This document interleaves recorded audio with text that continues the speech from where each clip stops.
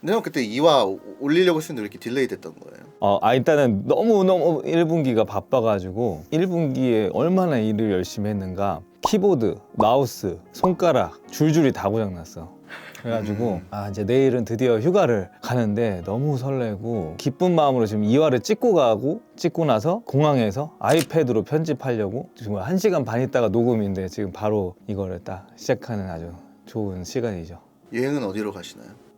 또 하와이로 갑니다. 제가 영상마다 항상 그 슬럼프의 그 변곡점에 있던 하와이인데 근데 이번에는 좀 다른 것 같아. 그 전에는 막 힘들다 정신을 하다가 이렇게 해서 막 또 안 좋고 이랬는데 지금은 오히려 약간 한계를 넘으니까 머리가 더 맑아지는 지점에 간 것 같아. 최상의 컨디션에서 맞아요. 지금 컨디션 너무 좋고 2화를 찍게 되는. 이번엔 진짜 너무 많이 배우고 고생한 만큼 진짜 남는 게 많았던 것 같아가지고 잘 갔다 와서 또 잘 할 수 있을 것 같아.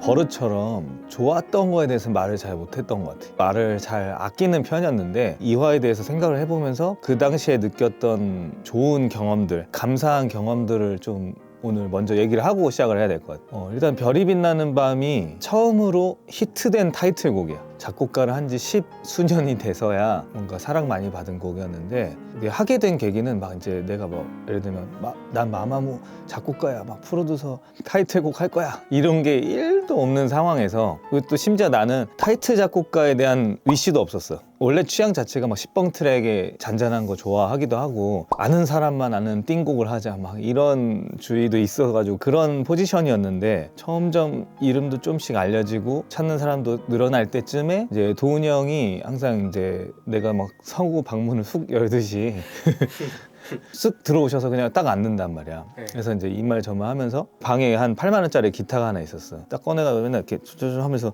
그냥 수다를 떠는 거야. 이 얘기 저희가 하다 보면 기타를 잘 치시거든. 그러니까 기술적으로도 기술적인 건데 되게 뭔가 라인들이 되게 재미있는 걸 막 한 번에 이렇게 치신단 말이야. 그러다가 갑자기 따라단 따단 그걸 치신 거지 그때. 근데 형 이거 너무 좋은데요? 좋아? 그래서 이거 엄청 좋은데. 그래서 뭐 해볼래? 내가 쳐줄게, 해볼래? 이게 딱 이렇게 순간적으로 된 거야. 그래가지고 바로 가셔야 또 이제 막 일렉 기타랑 막 섞어가지고 쭉 만들어가지고 딱 보내주신 거야. 근데 너무 좋은 거야. 이거 대박 비리 나는 거야. 그래가지고 구두로 이거 어떻게 하우스 느낌으로 가면 좋겠다 막 이런 정도로 이렇게 얘기를 주고 받다가 딱 앉아서 나도 이제 딱 작업을 했지. 근데 내 기억에는 이제 막 30분 정도 뿌락 했더니 너무 좋은 거야. 내가 봐도 바로 내가 직접 가이드 하면서 막 가사도 같이 막 나오고 딱 했는데 개 좋다 해가지고 이제 들려드렸지. 난 그 순간 알았어. 이거는 무조건 잘 되고 좋다. 그래서 그 버전은 내가 보관을 하고 있어. 손끝이 시리더니 벌써 봄이 왔네. 같은 바람이 불어 곳곳에 여느 때와 다른 듯한 네 기분이 반가워. 내일은 좀 다른 날이 되려 어둠의 그림자 깊은 이 밤에 느껴지 달이 밝아와 빛을 그리고 있어.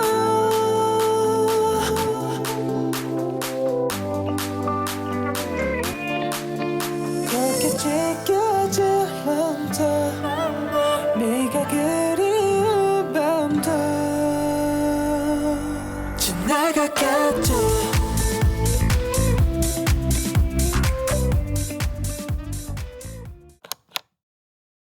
그때는 처음 제목이 하루라는 곡이었고 네. 그리고 별이 빛나는 밤 이 자리를 지나가겠지 이렇게 했어요. 나머지는 거의 똑같은데 그렇게 해가지고 이제 보내드리고 너무 좋다 해가지고 막 금방 디벨로 됐지. 아마 초반에는 화사랑 가이드 했어. 그러니까 곡마다 가이드하는 친구가 다른데 딱 짠맛이 꽉 찼지. 그랬을 때 이제 도훈 형이 Starry Night 별이 빛나는 밤 이렇게 딱 풀어지는 부분 만들어 주시고 지나가겠지 여기는 이제 별이 빛나는 밤 여기에 뭐가 딱 제목이 나와야 된다 이런 거 이제 짚어주시고 티키타카 하면서 곡이 점점 완성돼가지고 딱 마무리 됐을 때는 이거 진짜 좋다. 애들도 되게 좋아하고. 왜냐면 그때 당시가 마마무가 막 비글돌 무대에서 막 인형탈도 쓰고 이럴 때였는데 신인으로서의 경쟁은 이제 끝까지 했어. 많이 올라왔을 때 이제 자리를 잡는 좀 필살기가 필요한 시점이었거든. 이미지 변신이. 그러니까 그게 딱 맞다. 그걸로 나왔고 잘 됐지. 엄청 인기가 많았지. 그러니까 나도 잊어버리고 있었어. 그 좋은 시기들을 나는 한 번도 즐기지를 못했어. 워낙 치열하고 쫓기고 막 그러니까. 도훈 형이랑 완전 최전선에서 작업을 해보니까 이제 진짜 배울 것도 많았고, 지금 그게 나도 모르는 사이에 내 몸에 많이 체득이 된 것 같은 게, 그러니까 나는 좀 어쩔 땐 부지런한데 어쩔 땐 되게 한없이 게으른 사람이었고, 좌우명 중에 난 2등주의, 1등으로 가기 위한 노력을 하는 상태가 좋다. 그리고 1등까지는 안 해도 괜찮아. 이 두 가지가 공존하는 이등주의거든. 그러니까 내가 즐겁고 막 재밌으면 되게 열심히 밤새서 하는데, 굳이 그렇게까지 안 하고 싶은 거는 너무 하기 싫고, 이게 공존하다 보니까 기복이 좀 컸지, 매사에. 근데 도훈 형을 포함해서 지금까지 이어지면서 보는 굉장히 성공한 많은 분들을 보면은 기복이 없는 거야. 너무 들떠서 즐겁게 하지도 않고 힘들어도 폼이 떨어지지 않는, 이런 게 난 되게 중요하다고 많이 지금 와서 많이 생각을 하는 게, 도훈 형보다 어린 형들을 보면 그 형들이 하는 얘기 있어. 도훈 형이랑 작업을 하면 무조건 잘 되는데 너무 힘들다. 다른 회사 6곡, 7곡 하는 것 같은 체력을 소모한다. 이해가 가는 거지 이제. 아, 진짜 끝까지 하신다. 왜냐면 킥 사운드 같은 거를 계속 한번 꽂히시면 계속 끝까지 바꿔. 그럼 믹스 다 끝나고 마스터 끝나도 한 번만 더 바꿔보자 해서 다시 믹스하고 다시 마스터해. 뭐 이런 거를 계속 하고, 나도 좀 이제 그때 신예의 어떤 날카로움이 있으니까 막 마스터링 수정 엄청 했어요. 죄송한데 하면서 막 고치고 하면 이제 대부분 싫어하지. 근데 도훈이 형은 또 그런 애티튜드 되게 마음에 들어 하시고, 그러니까 둘이서 막 여기저기 엄청 다녔던 것 같아. 막 미국에도 보내고 영국에도 보내고, 어떻게 하면 막 좀 좋은 게 나올까 하고 막 연구를 엄청 했던 거지, 계속 전후로. 그런 것들이 이제 별이 빛나는 밤 때부터 해서 포텐셜이 터지기 시작하면서 둘이서 툭툭툭툭 하면은 좋은 게 빡 나오는 시기가 딱 온 것 같아. 그러면 그때 전에는 김도훈 대표님이랑은 엄청 친밀하진 않았던 건가요? 아니, 그래도 이제 점점 많이 이제 가까워지고 있었던 게, 그 질문이 굉장히 신선한데. 그러니까 처음에는 나는 어떻게 보면 특채야. 그러니까 특채라는 게 뭐냐면, 공채는 처음부터 막내로 와가지고 쭉 하면서 처음엔 좀 시달려도 그래도 되게 끈끈함이 있고, 또 짬이 차면 올라가는 게 있고, 이런 게 있잖아. 네. 아마 큐브 엔터테인먼트 그 전후로 생긴 관계들이 있어요. 거기를 거쳐간 유명한 작곡가들 되게 많고, 중심엔 도훈 형이 계셨던 거고, 이제 그 밑으로 후배들 이렇게 있는 그런, 그렇게 해서 형성된 어떤 존이 있는데, 거기에 내가 갑자기 이제 마마무를 위해서 투입이 딱 된 거지. 그랬을 때 나는 성향이 완전 다르지. 그분들은 대부분 비슷한 느낌인 게 되게 성실하고 체계적이고 진짜 이제 작곡가다운 작곡가 분들이었는데, 나는 약간은 아티스트도 아니고 작곡가도 아닌 좀 중간 형태였고, 그리고 다들 막 전공하시거나 아니면 형 밑에서 체계적으로 이렇게 배워왔다면, 나는 좀 길바닥에서 구르다가 농담으로 말했지만 스트릿 작곡가란 말이야. 근데 이제 나는 가난하고 힘드니까 파이팅은 또 넘쳤고, 도훈 형 입장에서는 어떤 걸 느끼셨을지 몰라도 좀 되게 많이 예뻐해 주셨던 것 같아. 그런 순간순간들이 기억나. 예를 들면 내가 차를 처음으로 외제차를 샀을 때도 진짜 자기 일처럼 되게 기뻐하셨고, 또 예를 들면 뭐 박진영님을 만났어. 그분은 내가 안 보이지. 그 마마에서 힙이 너무 좋다고. 야, 도훈아, 힙 너무 좋다. 야, 힙때 그런 주변 분들 그런 말이 많았어. 이 제작자 분들이나 그런 분들이 힙을 되게 좋아했어. 어떻게 이게 너무 좋다, 너무 잘했다 막 하니까 도훈이 형이 보통 그런 데서 그렇게까지 얘기하는데, 우상이가 너 다 했어요 막 이러면서 뭐 엄청 샤라웃을 해주시는 거야. 그러니까 이제 그때 딱 보고, 나이가 어떻게 돼요? 근데 나이가 많으니까 뭔가 서먹하다가 넘어가는데 그랬던 뭐 기억도 있고, 해외 뮤비 촬영 때문에 가고 하면은 되게 많이 챙겨주시고, 그런 경험도 보여주기 위해서 많이 애써주시고, 그리고 또 인하우스 프로듀서로 있다 보면은 어쩔 수 없이 이제 스트레스 받을 만한 환경에 되게 많이 노출되거든. 막 잡일도 되게 많고 여러 가지 문제가 생길 수 있는데, 그럴 때마다 커버를 엄청 쳐주셨지. 그러니까 우상이 바빠, 뭐 우상이 지금 뭐 해야 돼, 이런 거 탁탁탁 다 막아주니까 나는 사실 그거를 반도 못 느꼈지. 지나고 나서 아는 거지. 알고 계신 거지. 이제 얘를 막 이래라 저래라 할 게 아니고 자유롭게 할 수 있게 좀 공간을 줘야 된다. 즐겁게. 그 다음에도 너나의 윈드플라워 하고 이렇게 쭉쭉쭉 이어갔지. 그러니까 그런 순간순간들 되게 좋았지. 이제 나를 이제 좀씩 알고 찾아오는 사람들이랑 만나고 싶었던 사람들이 매칭되는 기간이었지. 난 이게 제일 어떻게 보면 큰 체감인 것 같아. 그래서 길거리에서 내 노래가 들리는 것도 물론 당연히 좋고 뭐 주변에서 자랑스러워 한다거나 그런 것도 다 좋은데 사실 그런 거는 오히려 조금 더 스트레스였어 그 당시는. 지금은 감사하지. 막 누가 알아봐줘도 사진 찍어주고 브이해주고 다 해줄 수 있는데 그때는 내가 막 워낙 뭐랄까 맨살이고 아무 굳은 살이 없는 정신 상태였고 그러니까 누가 막 박호산 작곡가님 아니세요 하면은 뭐 그러니까 놀라고 무섭고 이랬고 연락 오고 하는 것도 되게 스트레스였어. 근데 그 당시로서는 가장 기뻤던 게 아까 말한 것처럼 내가 이 사람이랑 한번 만나보고 싶다. 관계된 사람들한테 연락이 오고 나를 찾아줬을 때는 가장 큰 보람이었던 것 같아. 왜냐면 이게 은근히 일이 잘 될 때는 거기에 상응하는 스트레스가 따라와요. 내가 이렇게 열심히 했는데 나는 뭐 이만큼밖에 안 되네. 이런 허탈함이 계속 따라오는 것 같아요. 그러니까 나 자신을 찾지 않고 자꾸 뭔가 끌려다니듯이 일하는 거에 대한 문제인 것 같아요. 그래서 내가 그 후에 이제 그거에 대한 탐구와 고민을 진짜 오래 하고 지금은 너무 클린한 상태에서 일을 하고 있는데 사실 이 부분만 가지고 영상을 찍어도 너무 한 세트 나올 것 같은 게 진짜 중요한데 어려워.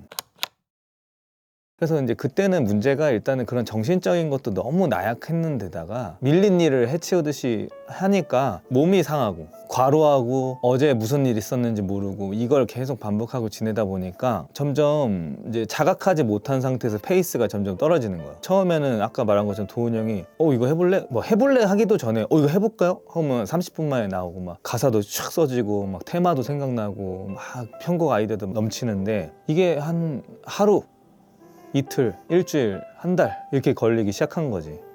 그러니까 나도 답답하고 그 답답함 속에는 공포도 있었어. 이러다가 이거 안 되는 거 아니야? 그럼 나는 뭐 먹고 살지? 막 이런 두려움도 많이 커지고. 근데 그렇게 점점 내가 지치면 스트레스가 커져. 그러니까 똑같은 상황도 더 긁히고 더 짜증나는 거지. 그러면 그게 계속 악순환의 고리를 띄우면서 점점 내가 망가진단 말이야. 알아채는 게 너무 중요한 것 같아. 내가 지금 좋은지 나쁜지. 그러기 위해서는 좀 시간이 필요한 거지. 좀 휴식하는 시간이. 항상 그 얘기를 되게 자주 하잖아. 좀 쉬어야 된다고. 그래야지 더 길게 즐겁게 오래 할 수 있으니까. 근데 그때는 내가 뭔가 그런 자각을 할 새도 없었고 그런 얘기를 나눌 사람들도 없고 그러니까 그냥 정신없이 막 하다 보니까 어느 순간 숨이 안 쉬어져. 그게 나는 환기가 안 돼서 그런 줄 알았어 처음에는.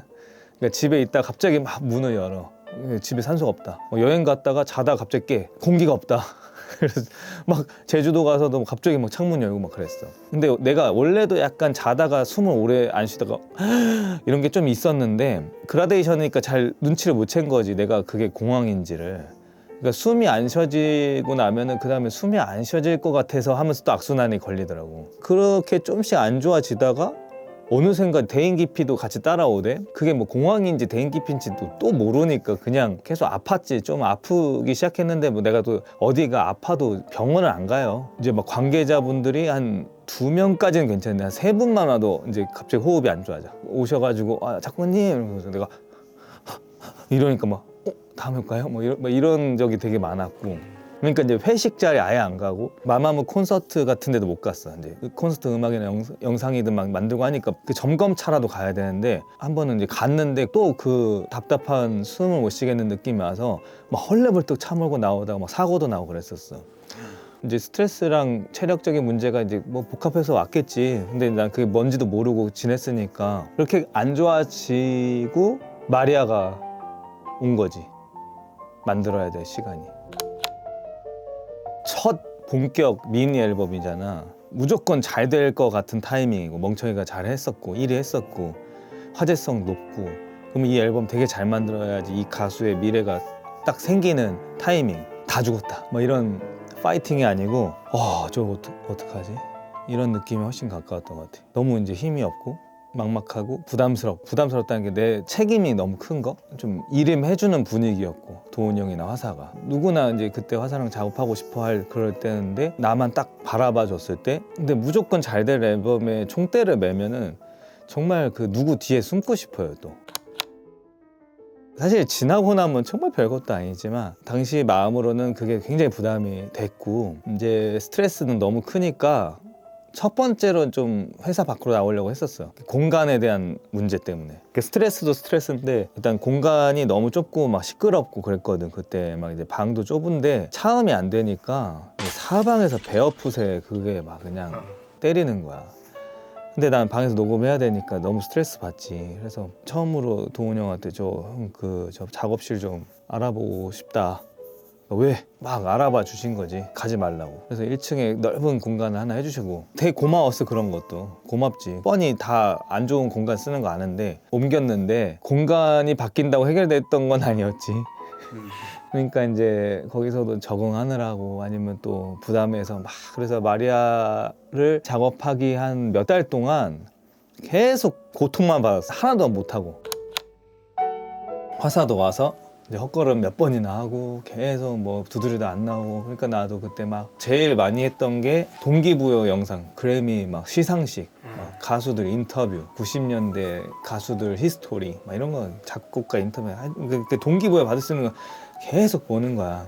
그러면서 이제 자주 얘기하는 게 90년대 그 문라이트라고, 지금에 와서는 진짜 기획사 대표님들 그런 분들의 댄서 시절, 그 시절의 음악 시장의 메카지. 그때 DJ였던 분은 SM의 엔지니어가 된다든지 이렇게 다 뻗어나갔으니까 거기에 대한 히스토리가 어떻게 보면 가장 큰 주요 동력이 됐었고, 듀스의 김성재라는 이제 멤버분이 계신데 그분이 이제 생전에 마지막 무대가 있어요. 전설의 무대야. 말하자면이라는 곡인데 그게 이제 자료화면 나오겠지만 진짜 멋있어. 와, 이 느낌, 화사가 이 느낌으로 하면 겁나 멋있겠다. 딱 이제 거기서 딱 시작이 된 거지. 그런 느낌으로 이제 에너지를 이어받아서 한 거였고, 이제 그게 얼추 나오고 나서부터 이제 조금 순항을 했지. 지코 씨도 만나고 DPR 라이브도 만나고, 그러니까 뭔가 좋은 사람들 이렇게 만나고 하면서 진짜 막 영상 다 찍고 6개월 동안 컨텐츠 다 만들고 막 다 모든 미팅마다 다 같이 호흡하고. 그러니까 진짜 약간 90년대 같이 하고 싶었어요. 이게 요즘은 다 체계적이고 분업화돼 있지만 진짜 인디펜던트한 느낌으로 막 하고 싶었고. 근데 하다 보니까 조금 힘들긴 했지. 왜냐면은 그때는 생각해보면 약간 회사에 오히려 좀 불만을 가졌던 것도 있었던 것 같아요. 이렇게 좀 잘 안 도와준다는 느낌을 가졌는데 지금까지 또 이것저것 다 해보고 겪으니까 그렇게 할 수 있게 믿어준 거야. 내가 그렇게 할 수 있게 방임해 주신 거고. 그래서 굉장히 그런 걸 잘 할 수 있었고, 두 번째는 거기서 내가 좀 수고로움을 덜 수 있는 능력이 없었던 거지. 이렇게 아웃소싱 할 수 있는 그런 거를 아이디어로 있었으면 훨씬 잘 운영할 수 있었을 텐데 그냥 처음부터 끝까지 몸으로 갈아 넣으니까 이제 그때는 아드레날린이 뿜어져 있으니까 그냥 막 그냥 눈 시뻘개져서 했는데 그거 끝내고는 너무 지치는 거지. 이제 그때 당시 또 나 혼자 산다 나오고 하면서 1위를 딱 했을 때 야 해냈어 이게 아니고 육체적으로 너무 힘들었으니까 이거 끝나면 난 진짜 좀 쉬어야겠다. 처음으로 그동안은 내가 쉬어야겠다는 말을 입 밖에 혼잣말도 못 뱉어서 쉬어야겠다는 말을 하면 일이 없어질까 봐 한 35쯤 때까지 한 번도 못 뱉고 살다가 쉴 거야. 한 보름 집에서 쉬겠다가 아니고 이 상태로 일하지 않겠다. 그냥 머리 정수리까지 긴장 꽉 채운 상태로 일하지 않는 게 나한테는 엄청 쉬는 개념이었어. 그래가지고 한 열흘 차까지 그렇게 지냈어. 화사 라이브 클립도 찍어주고 그냥 돈 안 되는 일을 막 하니까 너무 좀 힐링이 되더라고.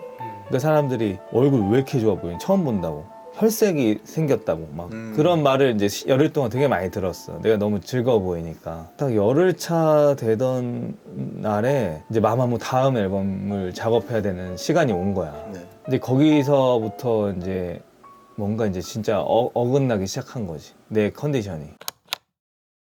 내 이제 모든 걸 불태운 상태에서 이제 바로 다음 앨범을 가야 되는데 마마무 트래블이라는 앨범이었고 이제 내가 참여한 마지막 앨범이지 마마무한테. 트래블이라는 또 곡이 있었어. 그거를 이제 도훈이 형이 초안을 주셨는데 뼈대 다 나와 있고 후렴 멜로디까지 다 나와 있었어. 그러니까 평소였으면 진짜 30분도 아니고 15분 각 바로 이어서 할 수 있는 또 내 정서의 노래였는데 한 걸음도 안 가지는 거야. 되게 작곡가한테 공포스러운 기억인 것 같아. 아예 손가락 하나도 꿈쩍이 안 돼.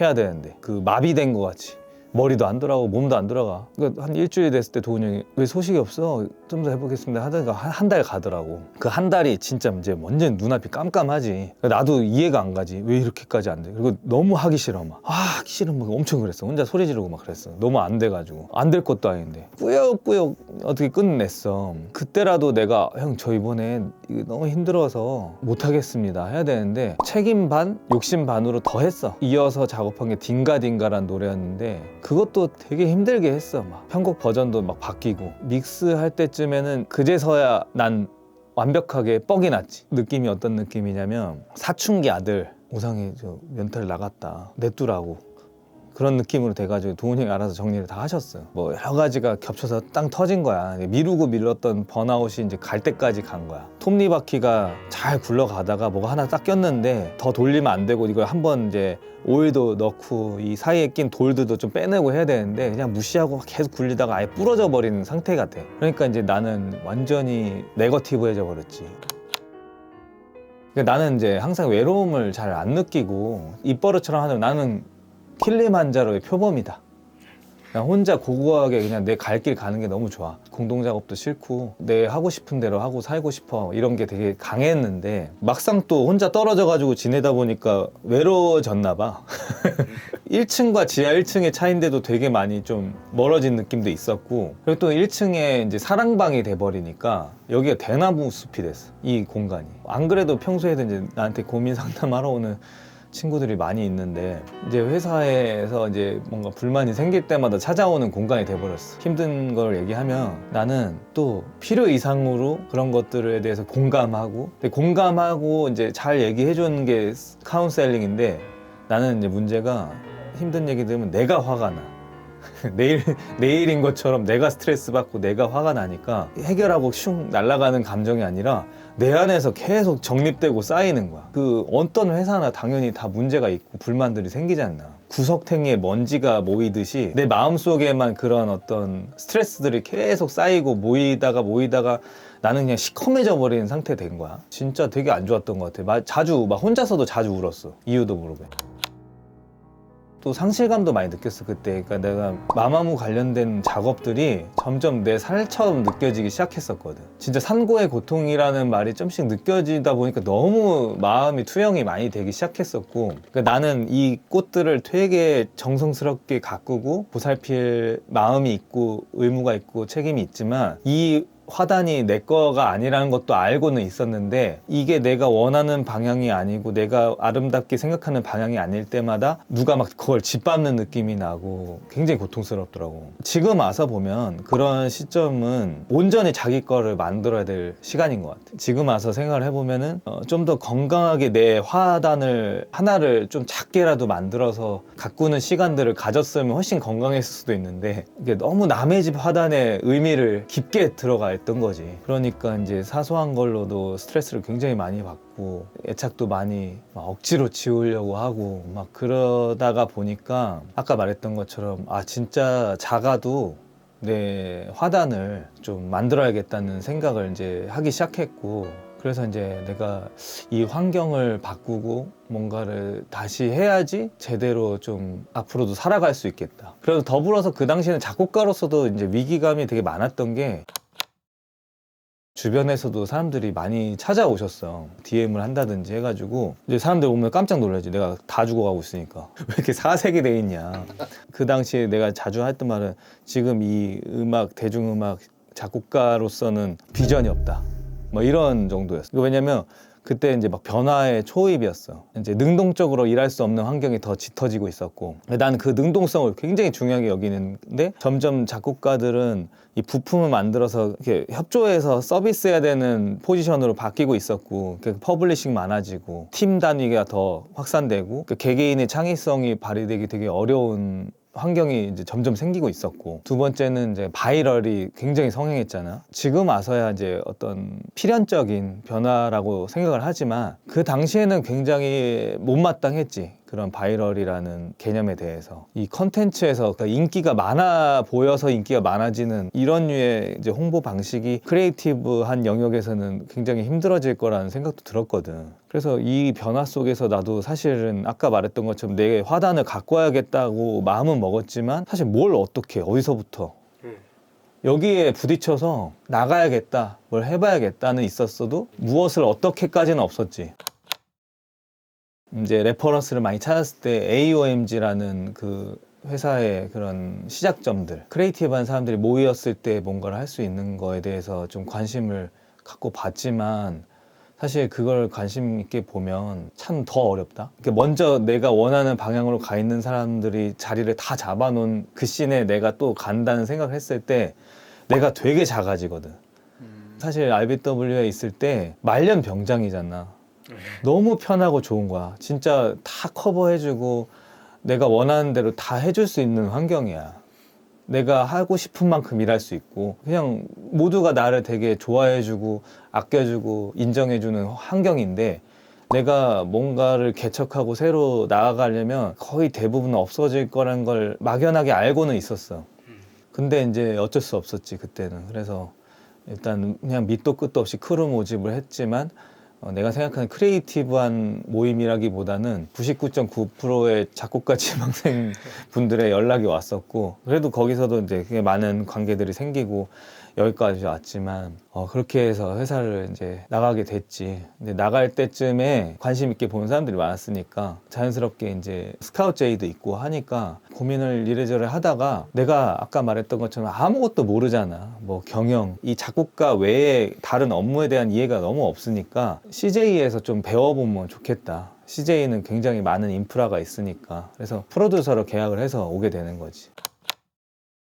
워낙 깊게 처음부터 같이 해왔고 진짜 나도 당연히 고마웠고 어떻게 보면 고향이나 마찬가지니까 진짜 많이 속상하고 그랬지만 이런저런 생각할 겨를은 없었던 시기였던 것 같고 뭐 아름답게 나가지는 못했던 것 같아. 되게 많이 섭섭하셨을 거고 그리고 또 이제 그렇게 안 좋아지니까 자꾸 또 서로 막 오해도 많이 생기고 머리 아픈 일들도 많이 생기더라고. 그러니까 항상 어떤 문제에 대해서 요즘에 그때 당시에 이제 나를 돌아봤을 때 공부가 되는 부분은 대부분의 문제들은 내 마음속에서 온다는 거를 좀 배우게 된 것 같아.